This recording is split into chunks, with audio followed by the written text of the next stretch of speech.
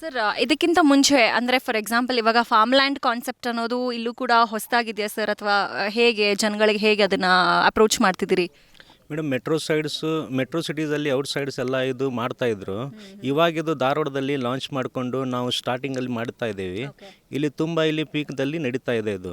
ಯಾಕಂತ ಹೇಳಿದ್ರೆ ಜನರಿಗೆ ಅಲ್ಲಿ ಹೊರಗಡೆ ಟಿ ವಿಯಲ್ಲಿ ನೋಡ್ತಾ ಇರೋದು ಅವ್ರ ಲೈಫ್ ಸ್ಟೈಲ್ಸ್ ಎಲ್ಲ ನೋಡಿ ಅವ್ರಿಗೂ ಒಂದು ಜೀವಿಸ್ಬೇಕಂತ ಹೇಳಿ ಒಂದು ಅವಕಾಶ ಕೊಡಬೇಕೆಂದು ನಾವು ಒಂದು ಸಹಕಾರ ಮಾಡಿಕೊಡ್ತಾ ಇದ್ದೀವಿ. Okay okay. So grand Moon ಅನ್ನುವಂತಹ ಬ್ಯೂಟಿಫುಲ್ ನೇಮ್ ಇಟ್ಟಿದ್ದೀರಿ ಸರ್, ಯಾಕೆ ಹೆಸರು?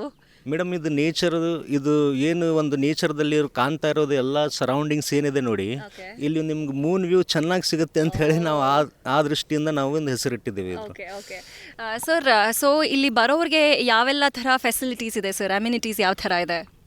ಮೇಡಮ್ ಇಲ್ಲಿ ನಿಮಗೆ 30 ಫೀಟ್ ರೋಡ್ ಕೊಡ್ತಾ ಇದ್ದೀವಿ ನಾವು, ಮತ್ತು ಆಮೇಲೆ ನೀರಿನ ಸೌಕರ್ಯ ಇದೆ.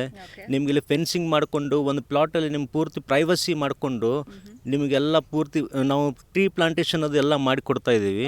ನಿಮ್ಗೆ ಯಾವ ಟ್ರೀ ಬೇಕು ನಿಮ್ಮ ಸೌಕರ್ಯಕ್ಕೆ ನಿಮ್ಮ ಇಷ್ಟದ ಟ್ರೀಸ್ ನಾವು ಹಚ್ಕೊಂಡು ಕೊಡ್ತೀವಿ.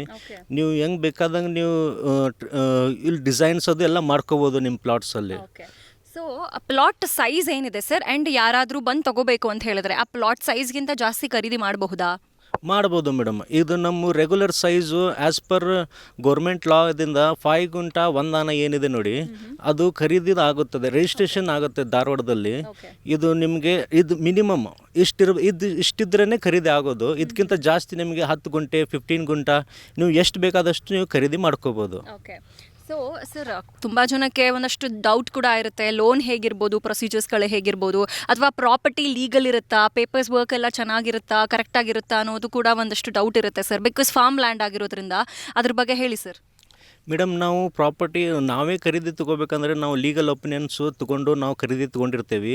ಆ್ಯಸ್ ಪರ್ ಕಸ್ಟಮರ್ ನೀವು ಆಗಿ ಒಂದು ಸಲ ನಿಮ್ಮ ಡೌಟ್ಸ್ ಕ್ಲಿಯರ್ ಮಾಡ್ಕೋತೇನೆ ಅಂತ ಹೇಳಿದ್ರೆ ನಾವು ಯಾರ ಕಡೆಯಿಂದ ಲೀಗಲ್ ಒಪಿನಿಯನ್ ತೊಗೊಂಡಿದ್ದೇವೆ ನೋಡಿ ಅವ್ರದ್ದು ಲೆಟರ್ ಕೊಡ್ತೀವಿ. ನೀವು ನಿಮ್ಮ ಕಡೆಯಿಂದ ತೋರಿಸ್ಕೊಂಡು ಲೀಗಲ್ ಒಪಿನಿಯನ್ ತೊಗೋಬೋದು.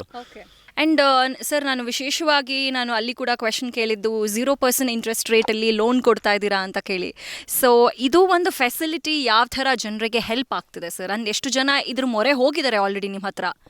ಮೇಡಮ್ ತುಂಬ ಜನ ಇಲ್ಲಿ ನಮ್ಮಲ್ಲಿ ತೊಗೊಂಡಿದ್ದಾರೆ. ಆಲ್ಮೋಸ್ಟ್ 200 ಮನೆಗೆ ಪ್ಲಾಟ್ ತೊಗೊಂಡಿದ್ದಾರೆ. ಅವರಿಗೆ ನಾವು ಈ ಸೌಕರ್ಯವನ್ನು ಮಾಡಿಕೊಟ್ಟಿದ್ದೇವೆ. ಏನಂತ ಹೇಳಿದ್ರೆ ನಮ್ಮಲ್ಲಿ ಲೋನ್ ಫೆಸಿಲಿಟಿ ಯಾವ ಥರ ಇದೆ ಅಂತ ಹೇಳಿದ್ರೆ, ಯಾರು ಜನರಿಗೆ ಬಡವರು ಇರ್ತಾರೆ ಅವರು ಒಂದು ಕನಸು ಕಾಣ್ತಾ ಇರ್ತಾರೆ. ಯಾಕಂದರೆ ನಾವು ಒಂದು ಮನೆ ಮಾಡ್ಕೋಬೇಕು, ಒಂದು ಜಗತ್ತು ತೊಗೋಬೇಕಂತ ಅವ್ರ ಒಂದು ಕನಸು ಇರುತ್ತೆ. ಆದರೆ ಅವ್ರ ಹತ್ರ ಅಷ್ಟು ಹಣ ಇರಲ್ಲ. ಅವ್ರಿಗೊಂದು ನಾವೇನು ಅವಕಾಶ ಮಾಡಿಕೊಡ್ತಾ ಇದ್ದೇವೆ, ಒಂದು 20% ಅಮೌಂಟ್ ನೀವು ಕೊಟ್ಟರೆ ನಿಮಗೆ ಉಳ್ಕಿದ ಅಮೌಂಟ್ ಏನು ಬರುತ್ತೆ ನೋಡಿ, ಒಂದು ಫೈನಲ್ ಅಮೌಂಟ್ ಆದ ತಕ್ಷಣ ಆ ಅಮೌಂಟನ್ನು ನೀವು EMI ಮುಖಾಂತರ ನೀವು ತುಂಬೋದು. ಪ್ರತಿ ತಿಂಗಳ ಒಂದು 10,000 5,000 ನಿಮ್ಗೆ ಯಾವ ಥರ ಇದನ್ನಾಗುತ್ತೆ ಆ ಥರ ನೀವು ತುಂಬ್ಕೊಂಡು ಹೋಗ್ಬೋದು.